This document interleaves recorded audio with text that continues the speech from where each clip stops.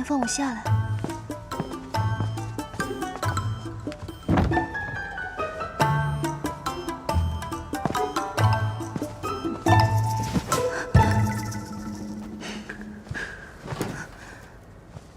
夜华，方才我不要去一览芳华，你不要介意。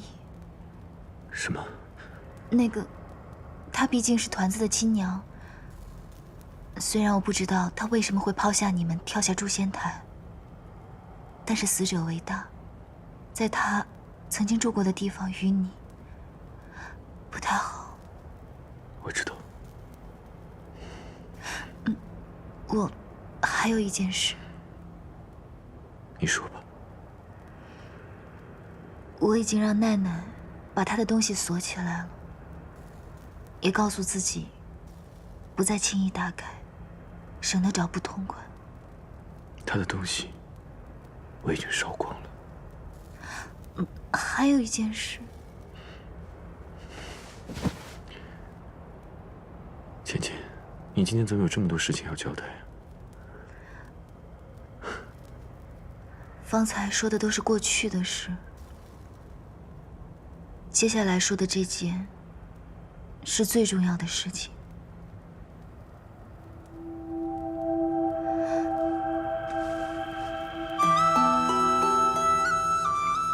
你还记得我在西海的时候同你讲过想要与你退婚的事情吗？记得。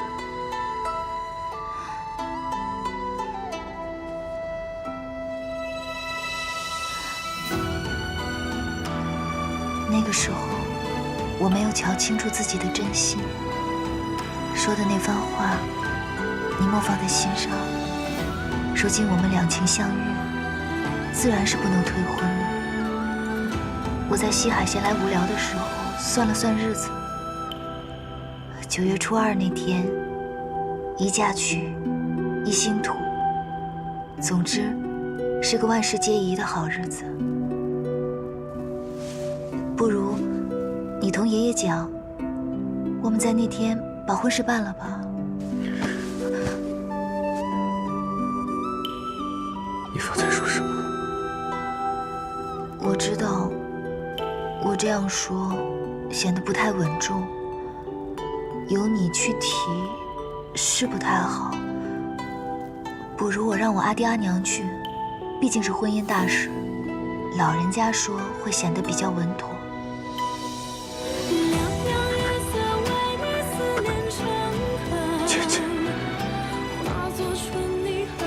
你再说一次，你愿意同我走吗？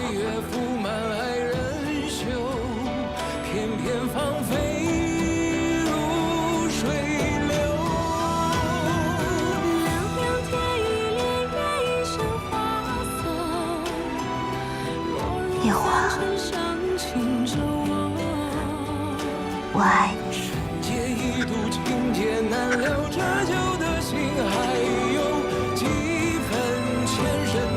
我真的爱你。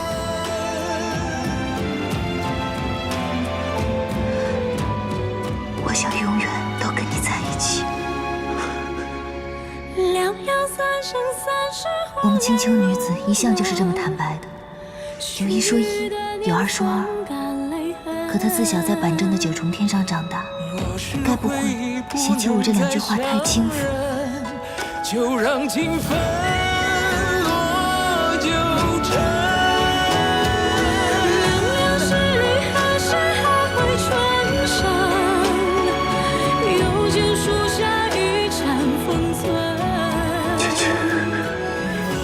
生个孩子。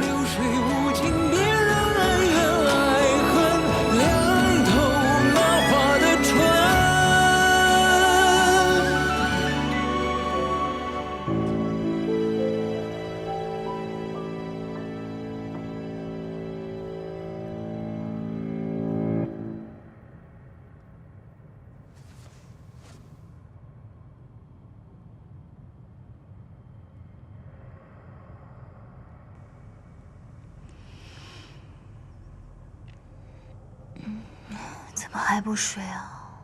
我都快让你折腾散架了。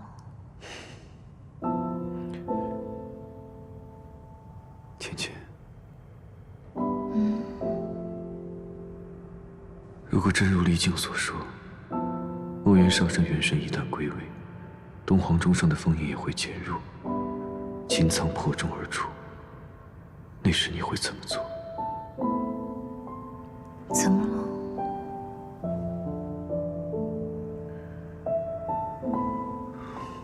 若7万年前，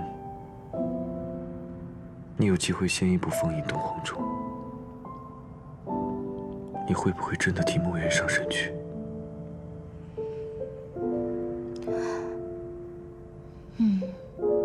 师父待我恩重如山，我有机会替他去，当然会去了。昆仑虚任何弟子都不会犹豫的。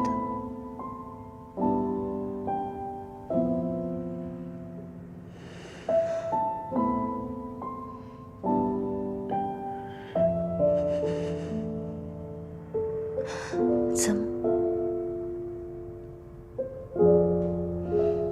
睡吧。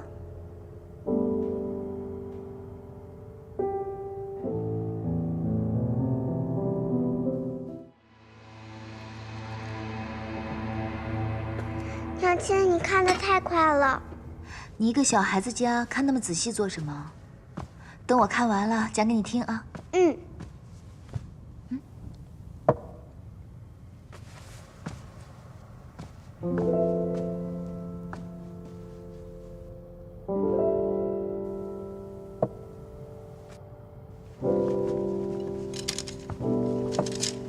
娘娘，都起来吧。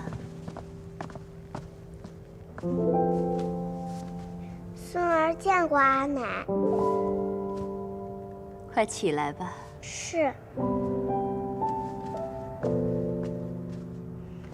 臣妾见过君上，见过上神。白浅上神，乐须娘娘，按礼数，我应该给上神行礼请安。但鉴于你跟小儿的婚事，你我行礼请安的事，就两两相抵了吧。还是随了夜华这处的辈分吧。白浅见过乐须娘娘，那我就受了这未来儿媳的礼了。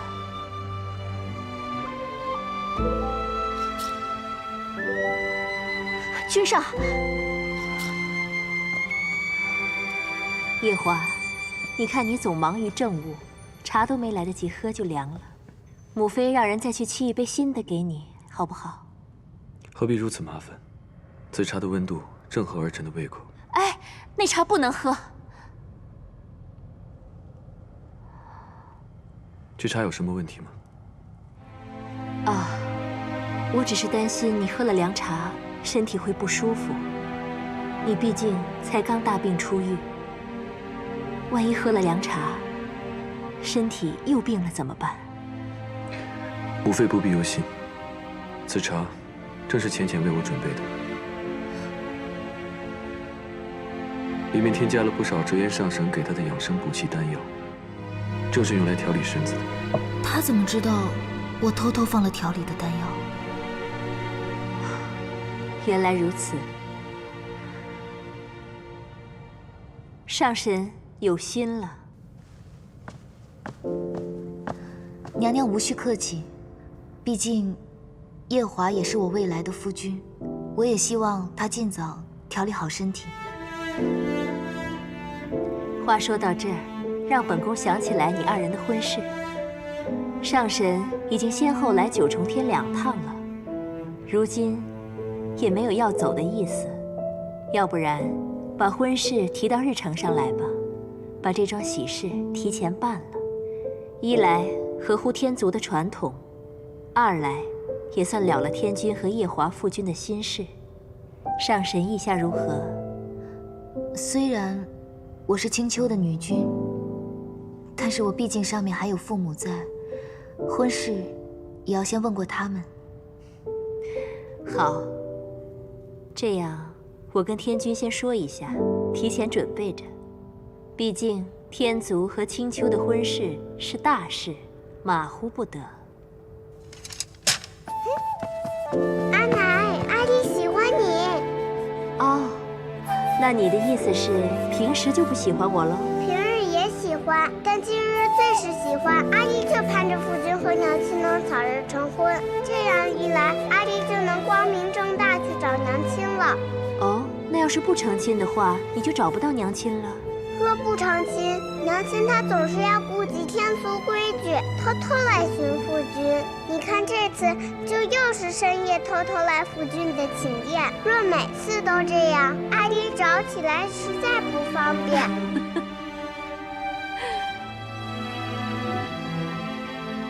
夜华，怎么总是不讲话呀？正如母妃所言，此乃天族和青丘的大事。须得由天君和胡帝商谈，急不得。你心里有数便是最好。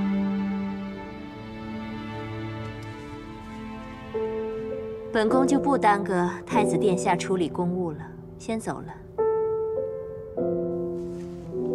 送儿恭送阿奶。去看书吧。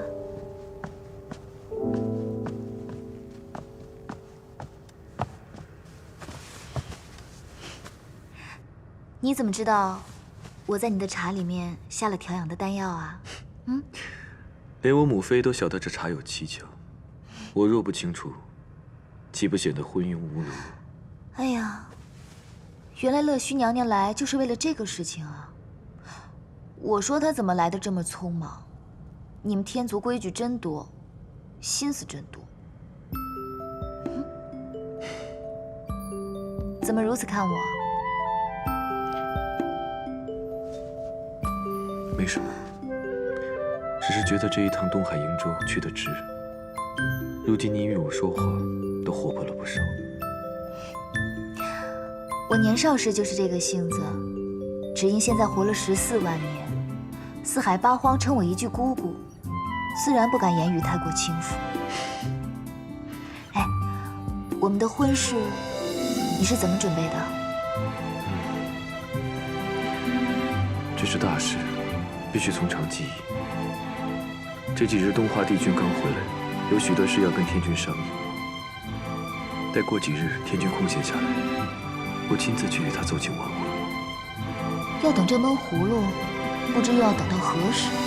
我先去和几个哥哥招呼一声，让他们在阿爹阿娘跟前说说，免得日后闷葫芦去了被刁难。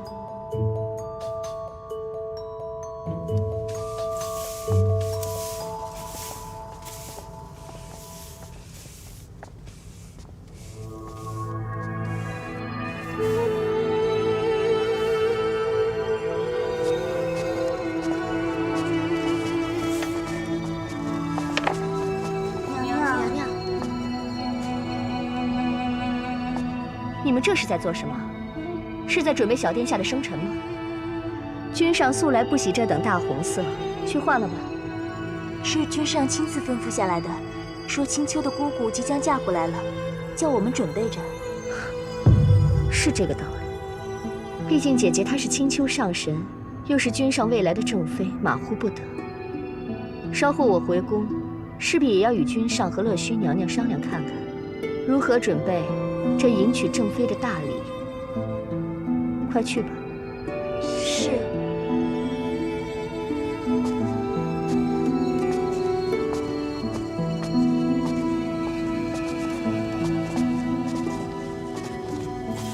娘娘，当初你嫁入这洗梧宫的时候，就没有什么拜祭天地的礼，您还不如做天妃的时候呢。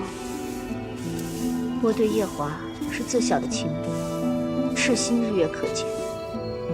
日后谁是这洗梧宫真正的女主人，还不一定。是娘娘。夜华，你已经打定主意完婚了，那我们商议一下，这聘礼，还有迎亲的礼仪，这可是大事啊。是。父君莫要高兴得太早，夜华还需下凡间历个劫。为何要历个劫？东海瀛洲的4大凶兽，继承了父神半生的法力，可夜华却砍了他们，这就是对父神的大不敬。儿臣这2天查了查天规，夜华理应下凡历劫。旁人都不计较了，你也就不要再计较儿子犯下的小错了。天族有天族的规矩，犯了错理应受罚。正在说着高兴的事，你这也太扫兴了。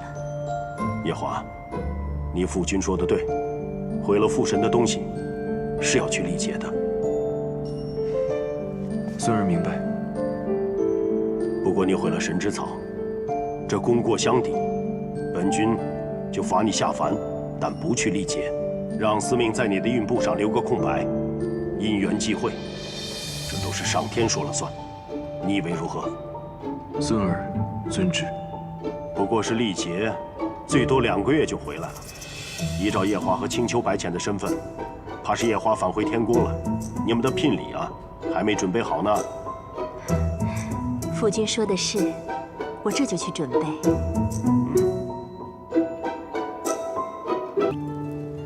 姑姑，你真的要嫁给太子殿下呀？反正迟早要嫁的，早一些又何妨？没，我只是惊讶于你和夜华这天雷地火的情谊。你要嫁就嫁，四哥可不敢说什么。青丘和天族联姻这种大事，不能只是我们青丘一厢情愿。这件事情就是夜华的母妃先提起来，我才回来说的。哦，原来是乐须娘娘。不过，二哥，你看你，这亲事都定了，不就是成个婚吗？你怎么疑虑如此多呀？那墨渊呢？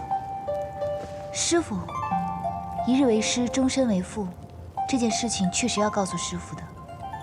但这件事本是天君跟阿爹定的，师傅应该不会说什么吧？更何况，他应该还不知道我是女儿身呢。天真呐，太天真了！你以为墨渊上神识不破折颜的法术？他们可是兄弟呀！我还一直以为，你心中的人是墨渊。二哥，这玩笑可开不得。师傅与我有渡劫的救命之恩，有传道授业的师徒之情。他对于我来说，可是像阿爹一样亲的。哪怕有一日让我带师傅去受死，我也不会说什么的。但我心中的人只有夜华，这是千真万确的。好，既然你很清楚自己想要什么，那二哥也就不拦着你了。只是，这亲事已经定了这么久，你忽然如此急做什么？还不是因为夜华他带我去瀛州，用自己的修为去炼了那些丹药，救了我的师傅。如今他已经没剩下多少修为了。我是担心他万一要继任天君，受不了那9道天雷、81道荒火的大业。他继天君之位和你们成婚有什么关系？自古以来都是继任天君和天后一起承受这个业的。如果我能跟他成婚的话，就可以跟他一起来受这个业了。这还不是夫妻呢，就夫妻情深了。小五真不愧是我们青丘的人，忠贞，太忠贞了。好，那明日二哥就修书一封，着人给阿爹阿娘送去。谢二哥，那我先走了。好，你去哪儿啊？此处才是你青丘狐狸洞。团子还小，夜华又要整日忙于公务，我得回去照顾他。那二哥和四哥呢？你就不理了？你别理他，你先去吧。是二哥，我先走了。你瞧我们这后娘当的可真是地道，只可惜啊，夜华宫中还有一个实打实的天君赐的侧妃，她和小五终究做不到红烛双影一双人。对了，我还有一件事情。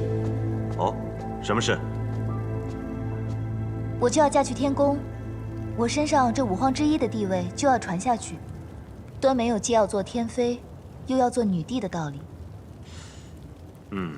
道理虽然是对的，只是爹娘只生了我们5个，这青丘5皇5帝断然没有一人身兼2个地位的道理。我的意思是，我们5个中，也只有二哥你生了凤九这个女儿，不如传给他。我？好，好主意。不过，二哥是青丘五荒之地，若凤九真的成了你的地位，这辈分是不是有点乱啊？你先回去吧，这桩事待我与爹娘和大哥商议后再商量。好，那我就先回去了。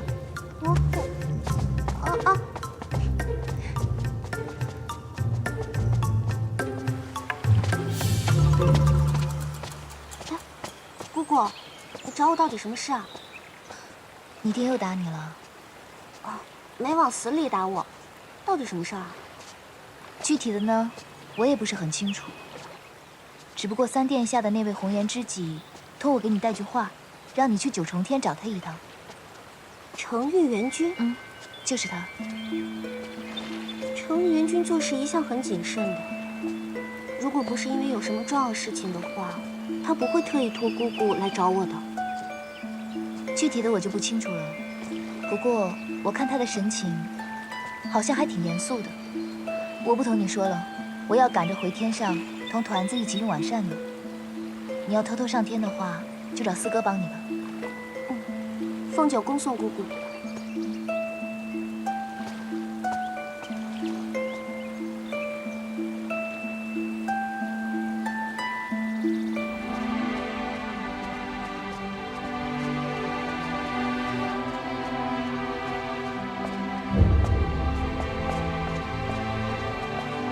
上神，君上可在里面？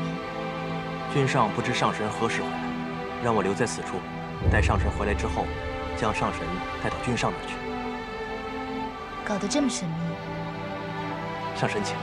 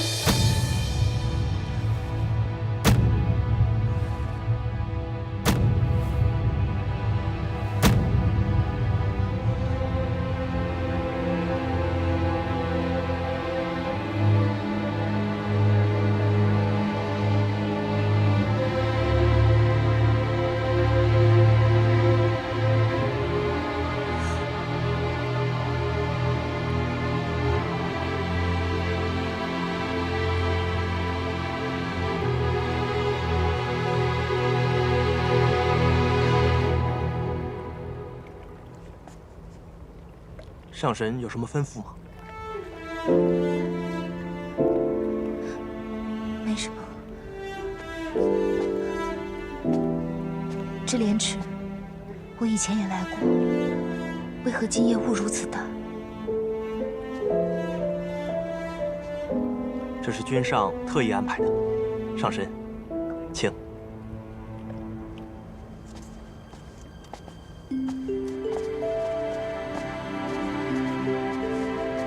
臣等拜见姑姑。倩倩，来，过来。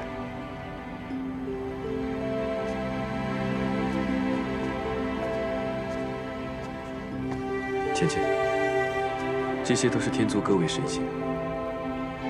白浅见过各位。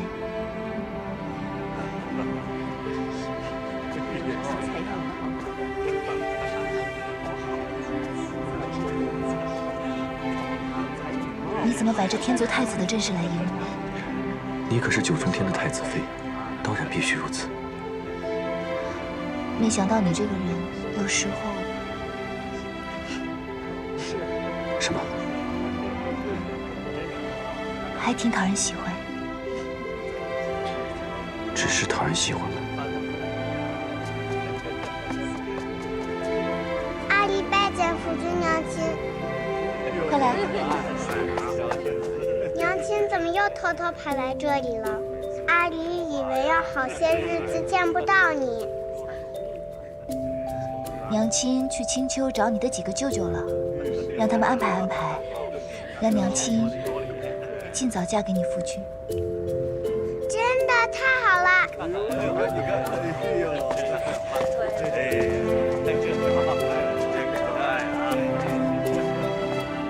夜华，今日我回青丘见到几位哥哥了，二哥已经答应我去跟爹娘说，如果没有大差错的话，9月初2那天我们就成亲了。芊芊，9月初2怕是不行了。为何？我得下凡去历个劫。好端端的，为何要去历劫？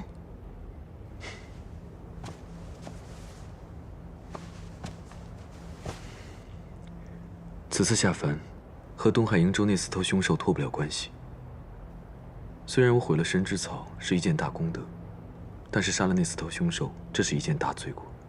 毕竟他们体内有父神一半的神力，如此功过相抵，还余下不少罪过。我便得接受惩罚，下凡去历劫。竟然是因为那4头凶兽。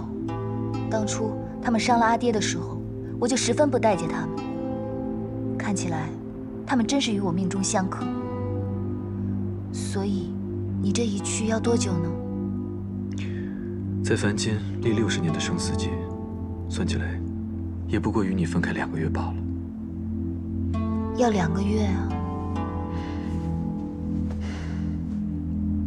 你8月初下凡历劫，2个月的话，我们就将婚期挪到10月份吧。10月的话，小阳春也是好时候。只是，虽然对我来说是2个月，对你来说可是漫长的一生。司命给你写的契约你可看了？他不会给你写一个3角4角的多角情吧？此次并非司命写的故事，而是按照天君的意思，在我运部上留白。意愿如何，端看个人的造化了。留白？也就是说，没人知道你将历经什么？不错。那我要嘱咐你几句。你说。就算你这次下凡，会忘了身为9重天太子的身份，忘记了洗梧宫里还有一个没过门的正妃，你也万不能娶别的女子。其他的我倒不怕，我就怕你这次下凡历劫惹一些不相干的桃花来。你也知道，我这个人一向爱恨分明，眼里容不得沙子。那若是我在凡间真的惹了桃花，你便如何？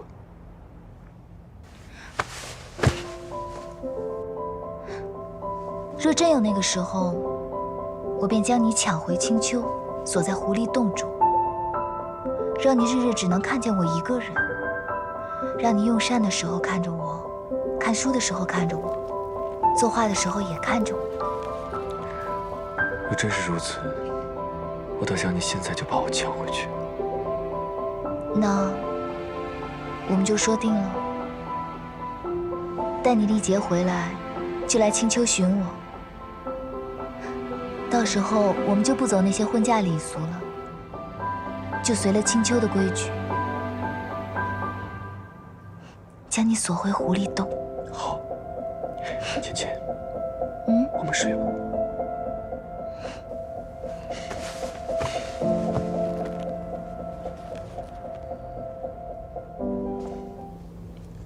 去吧，我去见过天君之后就下凡了。为何不让我送你去凡间？不过就2个月。若有人知道青丘的白浅上神亲自去送，不怕旁人笑话你。你们天族的规矩真是麻烦。对了，有一个东西要拿给你，这个你拿着吧。御魂。你可知离境为何把这个给迷谷？应该是因为在东海瀛州的时候，我救了他和他妹妹。既然你救了他们，这个你收着也无不妥。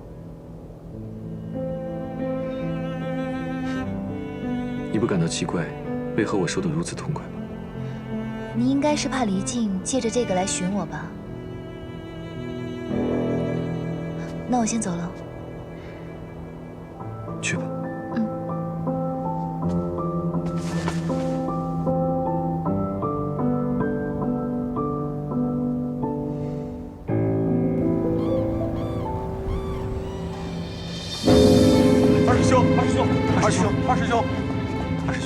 二师兄，我听钟声又响了，是师傅，是师傅啊！师傅回来了，师傅回来了，师傅回来好了，师傅回来了，师傅，是啊，师傅太久了，对啊。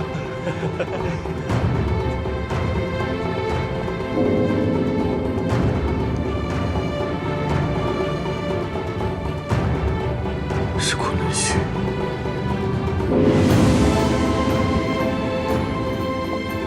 帝君，你可认得这钟声？正如天君所想，这钟声来自昆仑虚，墨渊的回来了。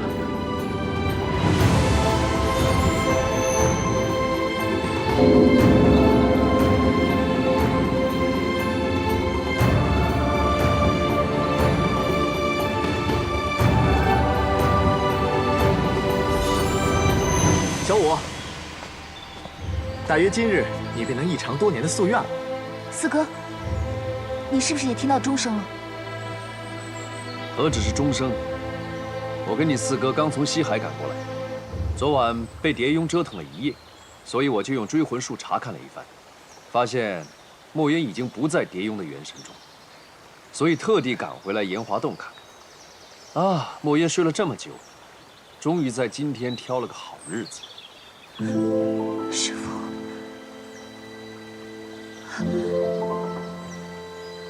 师父他要醒过来了。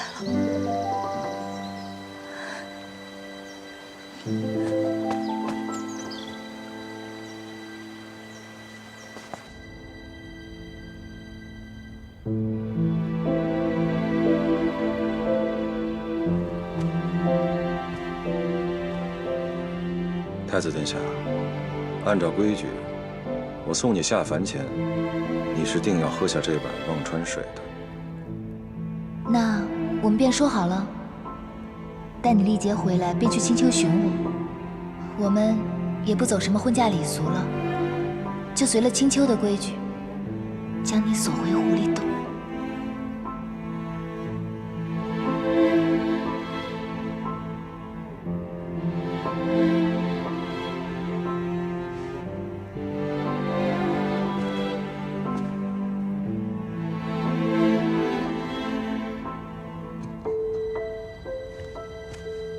芊芊，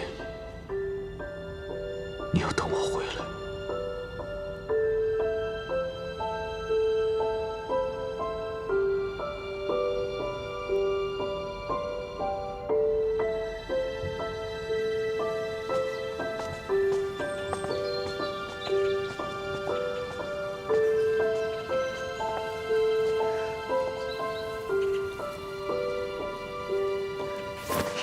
哎，你这是要做什么？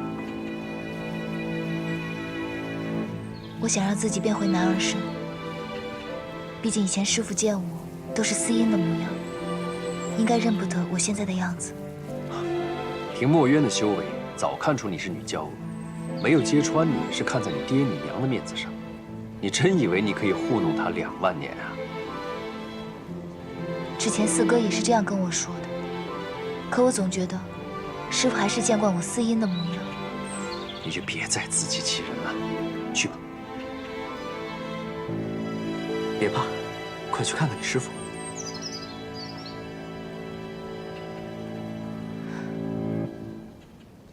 7万年了，4海之内，6河之间，我看着青丘大泽旱了779回。7万年，是我白浅人生的一半。我用1半的人生，做了这唯一一件事，就是等着师父醒过来。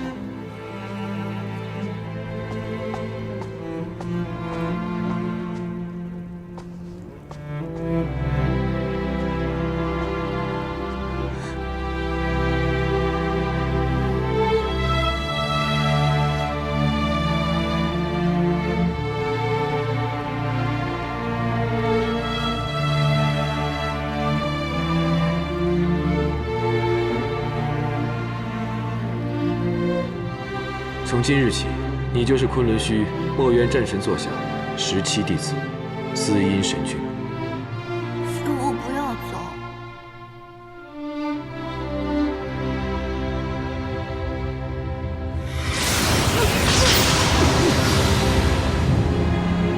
师父，这天剑应该我来收啊，师父。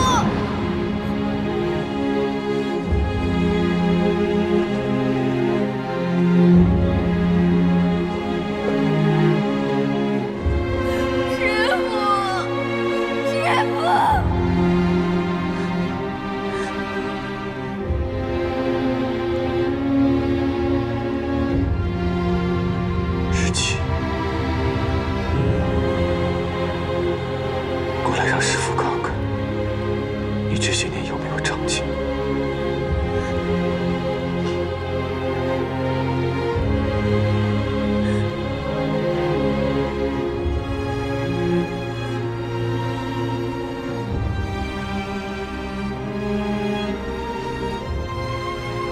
师父，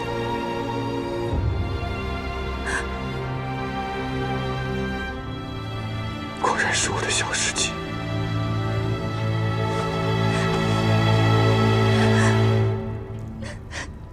师父，你终于回来。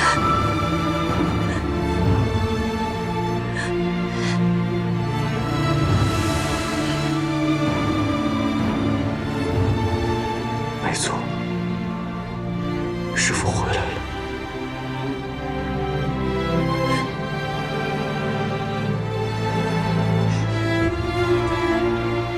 我的小师弟做这副打扮也是好看的。师父，你一点都没变。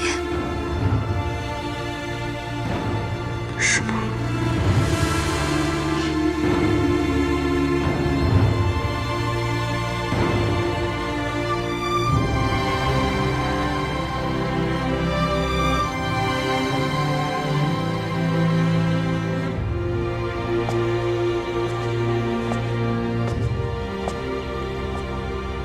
墨渊，经过了7万年，你终于醒了。7万年。是啊，说长不长，说短也不短。小五为了你，也在青丘藏了7万年了，只为守着你的仙身，等你回来。此处太阴寒，我们先出去吧。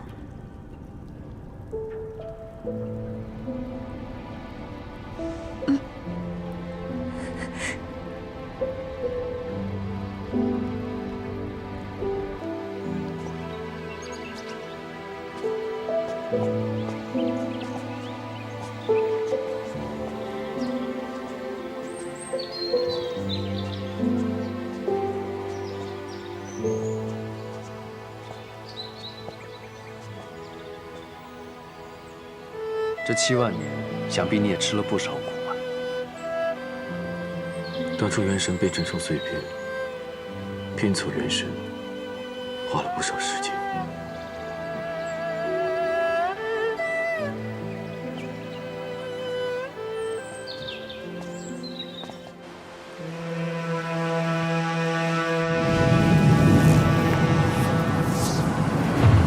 墨渊，你终于醒了。你以为这东皇钟上没有你的元神，还能压得住我吗？给我些时间，不会太久，我们就会相见。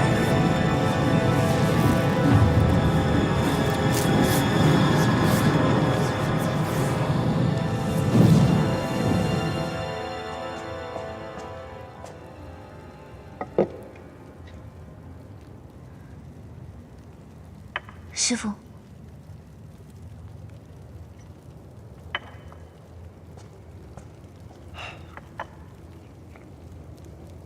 哲言，我睡下的这7万年，可曾出现过跟我长得一模一样的人？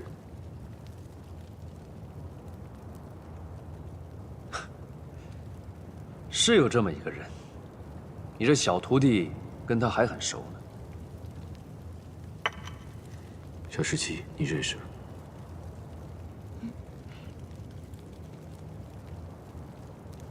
怎么？只有到了墨渊这里，你才知道什么叫怕。别不好意思，说吧。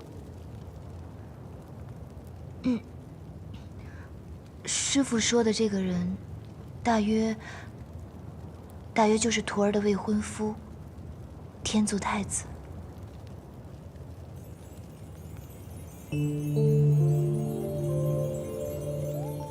未婚夫。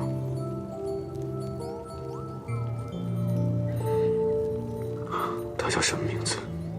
何时出生的？他叫夜华。大约7万年前，我将师父带离昆仑虚的时候，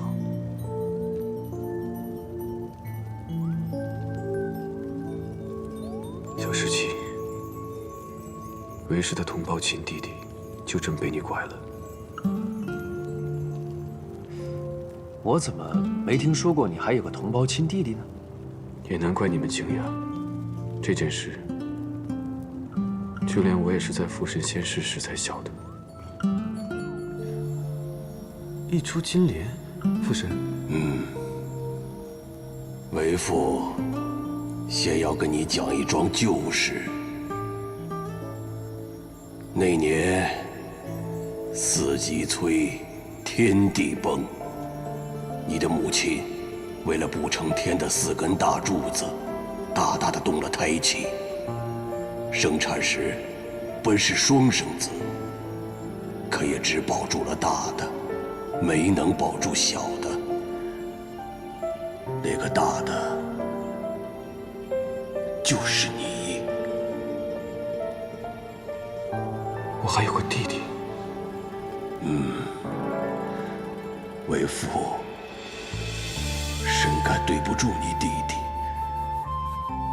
就耗尽了半生的法力，做了仙胎，运用仙胎做了一株金莲。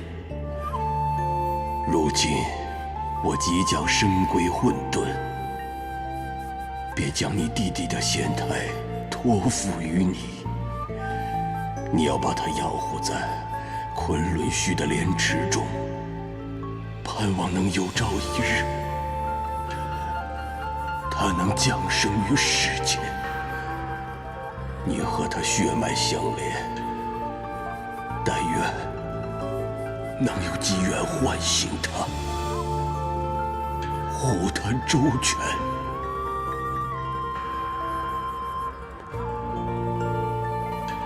墨渊，这也是为父唯一的心愿了。是。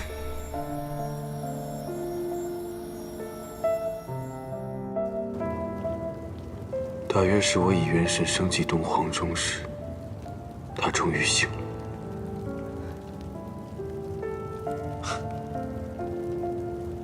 我只知道，父神在仙逝后，你尽心地培养那池中的金莲，却从来没有怀疑过那金莲的来历。也难怪啊，在你魂飞魄散时，那金莲就哭了。没多久，天族的乐须娘娘就生下了太子夜华。怪不得那小子出生的时候，72只五彩鸟绕梁81日，东方的烟霞晃了3年，竟然是墨渊上神的胞弟。想来倒也是，也只有墨渊上神的胞弟，父神之子，才会有如此天地同贺的境况。那9重天上的史籍明明白白地记载着，父神就只有墨渊上神一个儿子。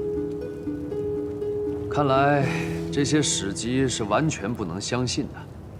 相信这些史籍，还不如去看司命写的那些画本子。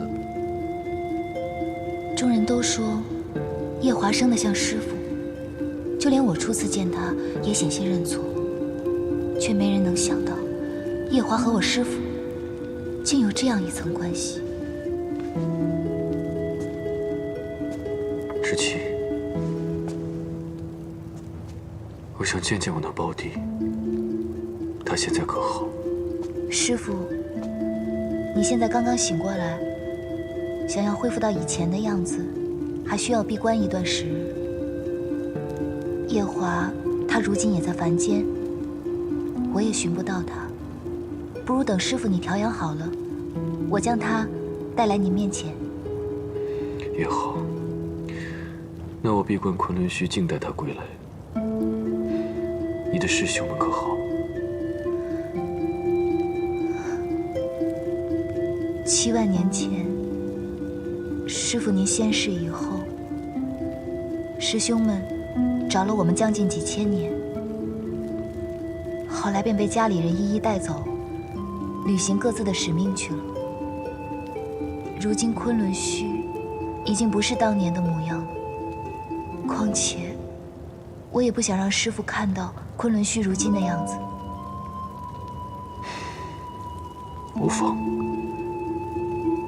我们即刻动身回昆仑虚。弟子遵命。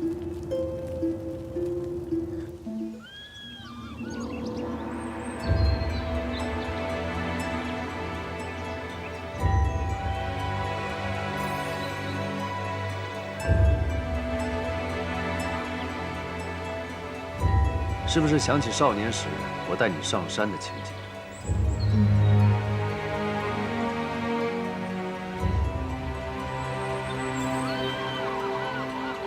怎么我在昆仑虚学艺这2万年，昆仑虚一向低调，这不过才过了7万年，竟变得如此高调了？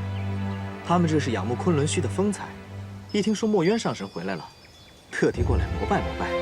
这昆仑山本来就是龙骨顶出的仙山，或许他察觉到墨渊要回来了，振奋的以龙气相迎罢了，所以吸引了这些小神仙。为了不打扰这半座山的小神仙们看热闹，我们还是稍作隐蔽吧。好。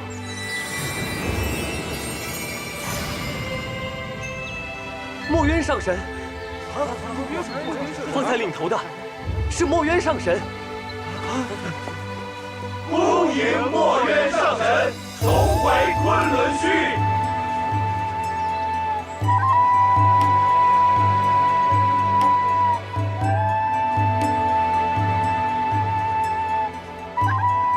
弟子恭迎师父。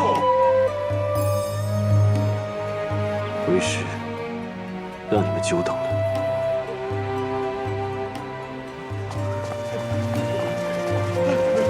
师父，师父，师父，师父，师父。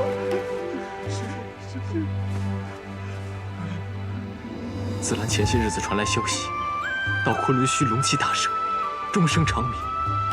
虽不知是何征兆，我们师兄弟连夜赶回来。虽然我们不知道师父何时会回来，但我们心里都明白，师父要重回昆仑虚。后来，我在东海得知师父借我大哥的仙体养护元神，虽服丹药，本想怎么也要3个月。今日在大殿内觉察到您在山门外徘徊的仙气，我们便匆匆赶来，却终是没能够赶上在山门外迎接您。师父，您走了7万年，终于回来了。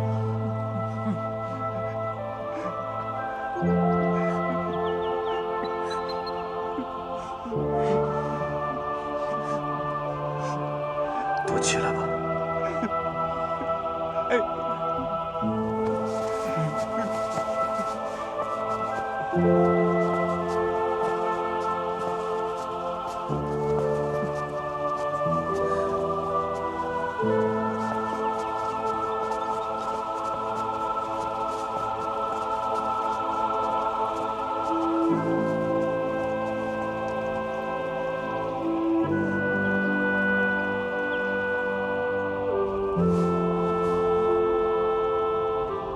起来吧。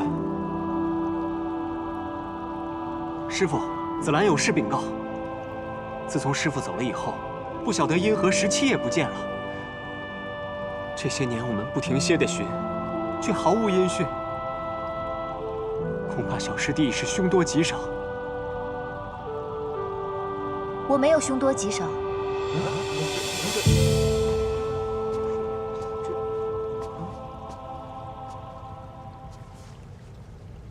诸位师兄，我就是司音。司音，司音，司音，司音，司音，这师傅，这。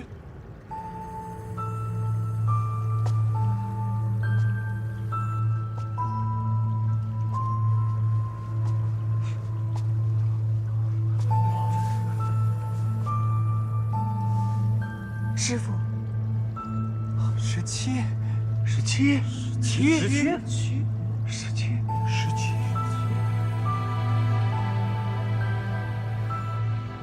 师傅，当年是我给诸位师兄下了药。什么？连夜带着师傅的仙体赶下了昆仑虚。这些小石基本不该瞒着师傅，但刚才16师兄没有提及此事，想必也是为了保全我。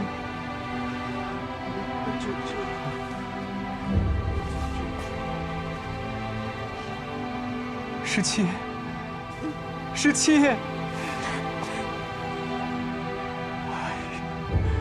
石师兄说过，司音为了躲我们隐姓埋名，这些年我们师兄弟们寻遍四海，找遍八荒，到处找你都找寻不到。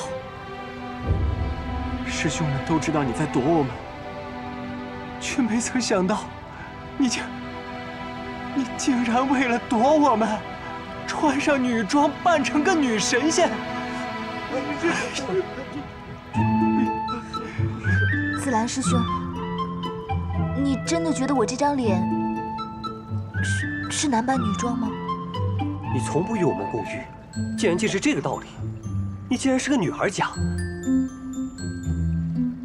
不错不错，就是个女娇娥。我还怕你不敢坦诚，方才见你一身女装过来了，我就晓得了。只是不敢替你说穿呐。啊！原来大师兄你早就晓得，居然还躲在一旁看戏。不敢看戏，不敢。如今17可是青丘的白浅上神，四海八荒之内都要尊称一声姑姑。论阶品呢，我还得先行礼问安。所以啊，16，我怎敢妄自给17下定论呢？他不开口，我怎敢先说？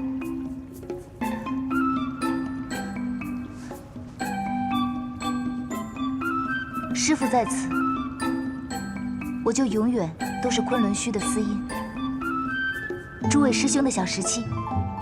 17，来！17啊，这么多年，我完全都没看出来你是女儿身啊！真是没想到。是啊，我可想死你们了。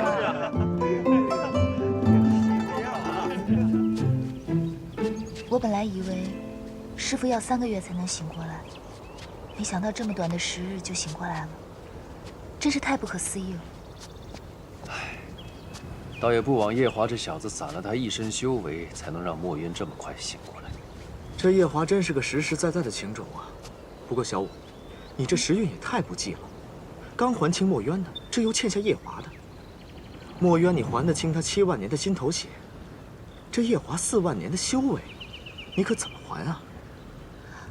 我是觉得，我跟夜华终归是要做夫妻的，这夫妻间本就该相知相爱。谁欠谁的，不必分得那么清楚。四哥觉得呢？我先回房间了。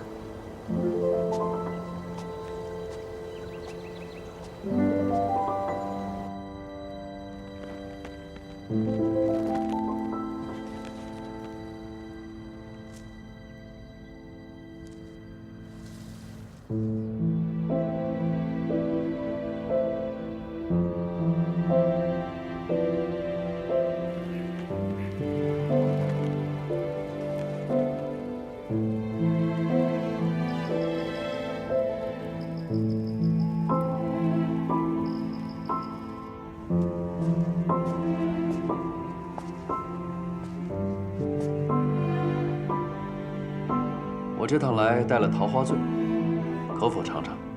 好。怎么这么痛快？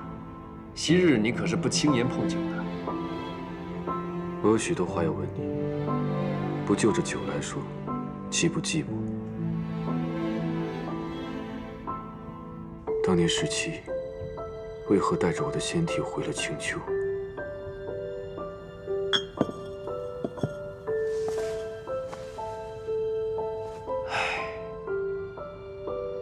就晓得你要问这个。墨渊，你可要想清楚，是否真的要问？我看你醒来之后，这一颗心一直飘着。若是听我说完之后，我怕你更拿不准你跟白浅到底是师徒之情还是儿女之情。你说吧，我想听。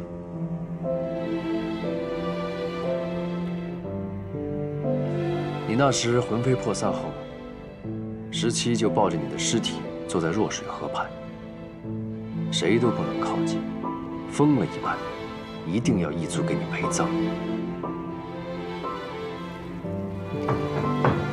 17，睡了吗？已经睡了。睡了你还说话？我进来了啊。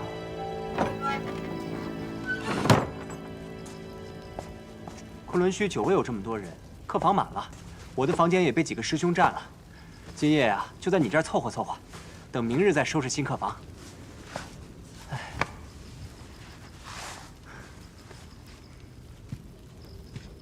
，17，这7万年啊，为了师父，辛苦你了。昔日我的16师兄，但凡和我说话，一定会挑我的刺。我说东，他一定说西；我说好，他一定说不好。今日你说出这样的话，你还是我的16师兄吗？你是紫兰吗？你呀，活该这么多年嫁不出去。果然是紫兰，也活该你这么多年娶不到妻。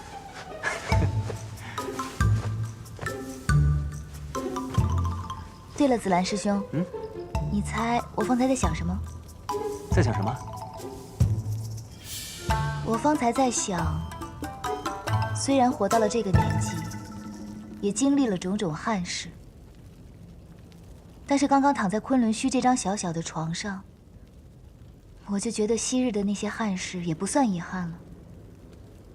是啊，活了这么久，有些事说看开，也就看开了。你可还记得胭脂？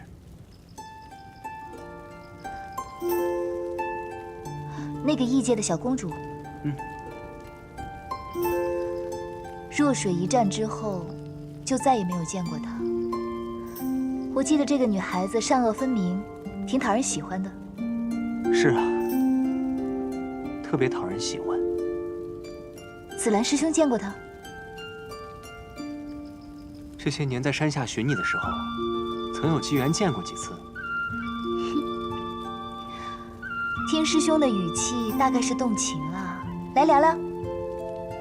时候不早了，早些睡吧。一说到正经的就睡了，不聊了。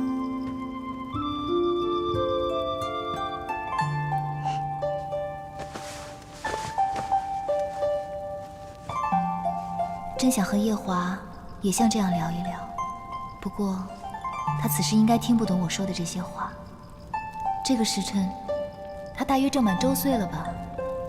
他满周岁时是个什么模样，也不晓得和团子长得像不像。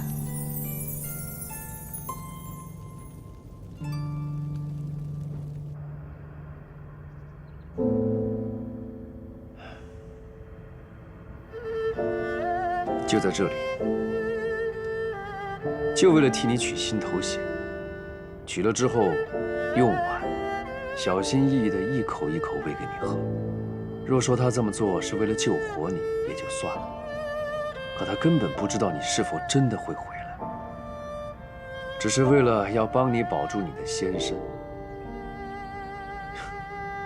用他青丘九尾狐一族的血。为你保住那个早已经没有元神的仙身。